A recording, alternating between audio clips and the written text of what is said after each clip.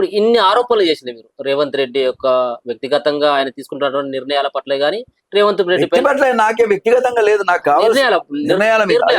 వీటి పట్ల అంతేకాకుండా దళిత వ్యతిరేకి బీసీ వ్యతిరేకత అని చెప్పేసి ఇన్ని సంబంధించినటువంటి ఆరోపణలు చేస్తున్నటువంటి మీరు మరి ఇప్పుడు ఆయన నాయకత్వంలోనే పనిచేస్తున్నటువంటి పరిస్థితి. నేను ఆయన సోనియా గాంధీ నాయకత్వంలో పనిచేస్తున్నాయి దొర. ఇక్కడ రాష్ట్రంలో ఎవరు లెక్క చేసిరు ఆయన? ఇట్లాంటి ముఖ్యమంత్రి ఒకడు పోతాడు ఒకడు వస్తాడు కాంగ్రెస్ పార్టీలో. ఈయన ఉంటాడా ఆయన కాలం? అంటే 5 సంవత్సరాలు ఉంటాడా? ఎట్లుంటాడు? గిట్లా నడిస్తే ఎట్లా ఉంటాడు?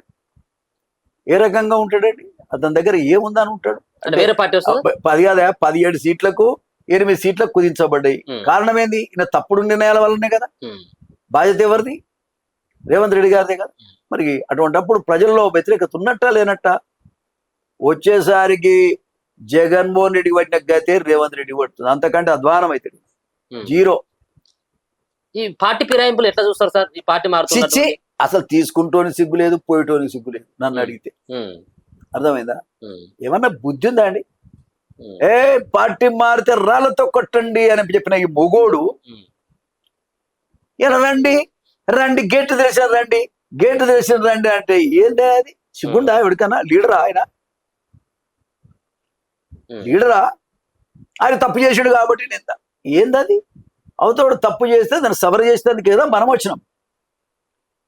ఆయన తప్పు చేసాడు కాబట్టి నేను తప్పు చేస్తా అని చెప్తాడు అప్పుడప్పుడు. ఆయన చెప్పే మాట.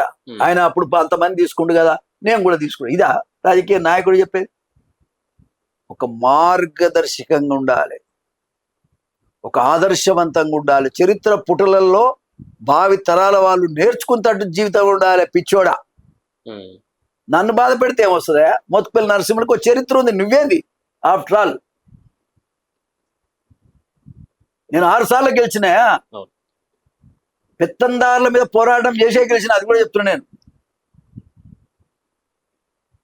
ఇవాళ నన్ను ఇబ్బంది పెడితే ఏం లాభం చెప్పు? నేను చావు బతుకులలో హాస్పిటల్ పంటే కూడా పలకరిగేవాను. నేనేం, నా డిమాండ్ ఏంది? పిలువయా, పిలువు. మా వర్గాల పక్షాన నువ్వు తీసుకోవాల్సిన నిర్ణయాలు ఎట్లుండాలో మేము చెప్తాం. తర్వాత నీ ఇష్టం. పిలువనైతే పిలువనే. 6 గంటలు బయట కూర్చుని పెడతావానా? ఎంతో మందికి టికెట్లు ఇప్పించిన నేను, ఎంతో మందికి సహకారం అందించిన నేను, నీ దగ్గరికి రావటమే నిజంగా వాస్తవంగా చెప్పాలంటే అది నా కర్మ. అది కూడా వాళ్ళ పిఏ రమ్మంటే పోయాను ఆ జయపాల్ రెడ్డి. చాలా బాధాకరం అండి. అందుకని నేనేమంటున్నా అంటే, విద్యార్థులు మీరు వెనకడుగు వేయాల్సిన అవసరం లేదు. మీరు పోరాటం చేయండి, అన్ని పార్టీల యొక్క మద్దతు తీసుకోండి, మీరు పోరాటం చేయండి. పోరాటంలో విజయం మీదే. మీ పక్షాన మోత్కుపల్లి నరసింహులు గారు కూడా ఉంటాడు. ఆయన విద్యాశాఖ మంత్రి కూడా ఆయనే, హోంశాఖ మంత్రి కూడా ఆయన, అన్ని కూడా శాంతి భద్రత. అయ్యా నాయన, అవకాశం ఉంటే అన్ని పదవులు ఆయన ముడి చుట్టే పెట్టుకుంటాడు. ఎందుకంటారు? పెట్టుకునే స్వార్థపరుడు అంతే, ఎవరిని లెక్క చేయడు. ఫ్యూడల్ ఆయన. ఆయన కూడా పోలీస్ పటేల్ కుటుంబం నుంచి వచ్చినవాడు. ఎన్టీ రామారావు రద్దు చేసిన దాన్ని మళ్ళీ ఇప్పుడు పునరుద్ధరిస్తుండిరా. అర్థమైందా? కాబట్టి వాళ్ళు నేనేమంటున్నా అంటే, రేవంత్ రెడ్డి గారు అనేవాడు ఒక ఫ్యూడల్. పెత్తందారుల కోసమే ఇక్కడ రాజ్యం నడుస్తుంది తప్ప పేదోళ్ళ కోసం కాదు, పేద విద్యార్థుల కోసం కాదు, నిరుద్యోగుల కోసం కాదు, దళితుల కోసం కాదు, బీసీల కోసం కాదు, ఎవరి కోసం కాదు. అమాయకమైనటువంటి ప్రజలు ఓట్లేస్తున్నారు, మేము అధికారాన్ని అనుభవిస్తాం. ఒక్కొక్క ఇంట్లో 2 సీట్ల. సిగ్గులేదా? ప్రాణాలు తెగించి ప్రాణాలు పోగొట్టుకున్న కుటుంబాలు ఒకటికన్నా సీట్ ఇచ్చారా మీరు? ఒక కుటుంబంలో 2 టికెట్లు ఇస్తారా? అసలు మనిషా ఏంది? 3 టికెట్లు ఇస్తారా? ఏ రకంగా దీన్ని చూడాలి? ఇది చాలా దుర్మార్గమైనటువంటి ఆలోచన విధానం.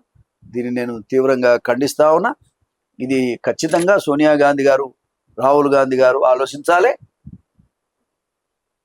ఈ రేవంత్ రెడ్డి వల్ల పార్టీ నాశనం అవుతుందనే విషయాన్ని కూడా వాళ్ళు గమనించాలి. రేపటి కార్యాచరణ మోత్కుపల్లి గారిది ఎలా ఉండబోతుంది? ఒక పక్కన నిరుద్యోగుల తరపు నుంచి మోత్కుపల్లి ఏ విధంగా కొట్లాడబోతా ఉన్నాడు? మొన్న దళితులకు ఏదైతే ముఖ్యంగా మాదిగ సామాజిక వర్గానికి అన్యాయం జరుగుతుందన్న కొట్లాడినటువంటి తీరుగానే మోత్కుపల్లి నిరుద్యోగుల తరపున కొట్లాడేటువంటి ఆస్కారం ఉంటుంది. 100%. దానికి కులం లేదు కదా పాపము.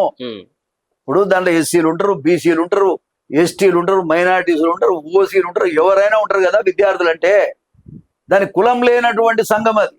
అటువంటి సంఘం కోసం మనం కొట్లాడక ఏం చేస్తాం? తప్పకుండా కొట్లాడ, వాళ్ళకి మేలు జరిగితే మంచిదే కదా. వాళ్ళ మొత్తుకెళ్ళిన నర్సులు కూడా మాకు మద్దతు ఇచ్చాడని ఎవరన్నా అనుకుంటే దండం పెడదాం వాళ్ళకి, స్టూడెంట్స్ కి. నేను యూనివర్సిటీలో కూడా మంచి నాయకుడిగా బతికినా, కాలేజీలో కూడా మంచి నాయకుడిగా, విద్యార్థి నాయకుడిగా బతికినా. ఇవాళ ఏ విద్యార్థులు అయితే ఇవాళ కొట్లాడుతున్నారో, బాధపడుతున్నారో వాళ్ళకి మద్దతు చెప్పడం కనీస బాధ్యత నాది ఒక పేద నాయకుడిగా. కాబట్టి తప్పకుండా సపోర్ట్ చేద్దాం.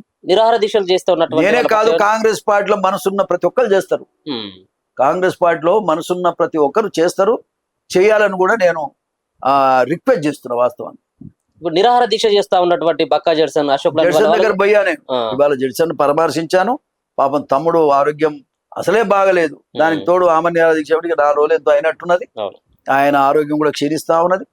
ఆయనకి ఏదన్నా జరిగితే మాత్రం ఒక దళిత నాయకుడు, ఆయన కాంగ్రెస్ పార్టీ నుంచి కూడా ఈ రేవంత్ రెడ్డి గారు సస్పెండ్ చేసి పుణ్యం కట్టుకున్నాడు. ఇది చాలా బాధాకరమని కూడా ఈ సందర్భంగా నేను తెలియజేస్తూ, వెంటనే జడ్సన్ గారితో ముఖ్యమంత్రి మాట్లాడాలి. నీ స్థాయి ఏం పెద్ద గొప్పది కాదు, తగ్గి మాట్లాడినోడే గొప్పోడు, కానీ ముఖ్యమంత్రి సీట్ ఏం సీట్ అది? ఎన్టీ రామారావు లాంటి మహనీయులు రాష్ట్రాన్ని ఏలేరయ్యా. నువ్వెంత, నీ బతికెంత, నీ కథ ఎంత? నువ్వెందుకు మాట్లాడవు? విద్యార్థులతో మాట్లాడు, యువ నాయకులతో మాట్లాడు, బాలాంటి వాళ్ళు పిలిచి మాట్లాడు. నీకే సాయం చేస్తాం, మాకేమవుతుంది? ముఖ్యమంత్రి అయితే మేము తీసుకోలేటోళ్ళం కాదు. ముఖ్యమంత్రి అయితే ఎవడు అడిగేటోళ్ళు? అంత భయపడ ఉలిక్కి పడుతున్నావు, అది అడుకోపోద్దని. బయట పార్టీలను కొంటున్నావు, డబ్బులు ఇచ్చి కొంటున్నావు, అది అందరికీ. రియల్ ఎస్టేట్ వ్యాపారుల దగ్గర డబ్బు తీసుకురావాలి, వీళ్ళకి ఇవ్వాలి, కొనాలి. ఇది ఇప్పుడు రేవంత్ రెడ్డి గారు చేస్తున్నటువంటి తీరు. దీన్ని నేను తీవ్రంగా ఖండిస్తాను. ఓకే, ఇది ప్రత్యేకమైనటువంటి చర్చ మోత్కుపల్లి గారితో. మొత్తానికైతే నిరుద్యోగుల పక్షాన తను పోరాటం చేస్తాడు. నిరుద్యోగులకు కనుక అన్యాయం జరిగినట్లయితే ఖచ్చితంగా నా కార్యాచరణను ముందుండి నడిపించి వాళ్ళకు న్యాయం చేసేటువంటి బాధ్యత కూడా తీసుకుంటానన్నటువంటి వ్యాఖ్యలు చేయడంతో పాటు రేవంత్ రెడ్డి ఇటీవల తీసుకుంటున్నటువంటి నిర్ణయాలను కూడా పూర్తి స్థాయిలో ఆయన వ్యతిరేకిస్తున్నటువంటి పరిస్థితి. నమస్తే.